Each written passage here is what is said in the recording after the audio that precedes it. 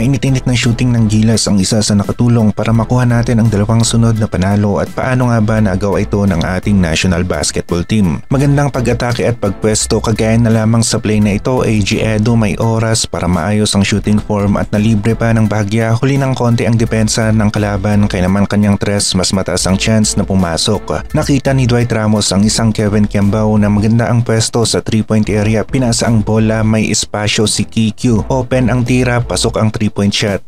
Maganda at open na shot selection, isa ito sa nakatulong para sa Gilas noong nakuha nila ang kanilang dalawang panalo. Maganda ang laro ng mga bigs natin, gustong ipitin ng depensa ng kalaban sa loob ng paint. Halos lahat ng mga defenders ay nandun sa shaded area kaya naman nagkakaroon nga rin ng opening ang ating mga shooters sa 3-point area. Sa sitwasyon naman ito, JB, matindi ang depensa sa kanya pero Justin Brownlee hindi nagpatinag sa depensa, umangat at bumitaw ng tres, pumasok pa ang kanyang tira. Experience, isa ito sa nakatulong kay JB para maipasok ang tirang ito. Maraming beses na nga rin siyang bumibitaw ng mga crucial shots para sa kanyang team kahit sa ang liga pa nga siya naglalaro. Solid na 3-point shooting ang nagagawa ni JB para sa Gilas at kung ganito pa rin kainit ang kanyang opensa sa tres laban sa team ng Australia ngayong araw kasama pa ang ibang Gilas players ay meron tayong chance na manalo. Maging si Edu kung napapabayaan sa 3-point area ay deadly nga rin ang kanyang tira at kung maganda ang ball movement ng Gilas ay nagkakaroon talaga ng opening sa 3-point area ang ating national basketball team. Ito ang gusto natin na mangyari ngayong araw, maraming open looks lalong-lalo na sa 3-point area na nasabayan pa ng hot shooting ng Gilas. Isa ito sa pwedeng makapagbigay ng panalo para sa ating national basketball team. Alam naman natin na mahirap na kalaban ang team ng Australia. Talagang pagdating sa odds ay dihado ang Gilas, +20 -20 ang spread natin. Pagdating sa score, malaki-laki ito, parang inaasahan na nila na matatambakan ang Gilas nang hindi nalalayo sa 20 points. Pwedeng humigit ng konti at pwede rin naman na mas mababa ng konti sa 20 points ang kanilang magiging kalamangan. Sobrang dihado ang Gilas sa game na ito pero hindi pa rin natin masabi kung ano nga ang mangyayari sa laro dahil posible na maging maganda ang takbo ng laro ng Gilas sa opensa at depensa. Dwight Ramos nga rin ang isa sa mga players natin na kayang makapagbigay ng magandang opensa sa 3-point area. Nakita rin natin na merong isang 7-footer ang team ng Australian Boomers na sinamahan pa ng mga dekalidad nilang players na naglalaro sa forward position kaya naman hindi magiging madali ang buhay ng Gilas sa loob ng paint.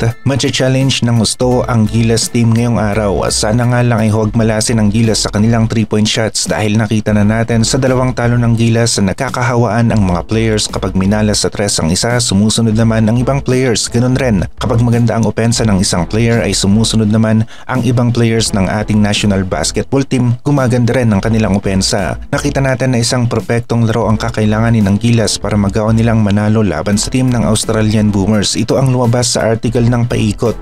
Sang-ayon naman tayo dyan dahil malakas talaga ang team ng Australian Boomers at history ang pwedeng mangyari kapag nagawa ng Gilas na manalo kontra sa team ng Australian Boomers. Hindi pa natin nagagawang manalo laban sa team na ito sa FIBA. Marami ang nagsasabi na ito na ang huling laro ng Gilas dito sa FIBA Asia Cup at hindi mo nga naman sila masisi dahil malakas ang team ng Australian Boomers.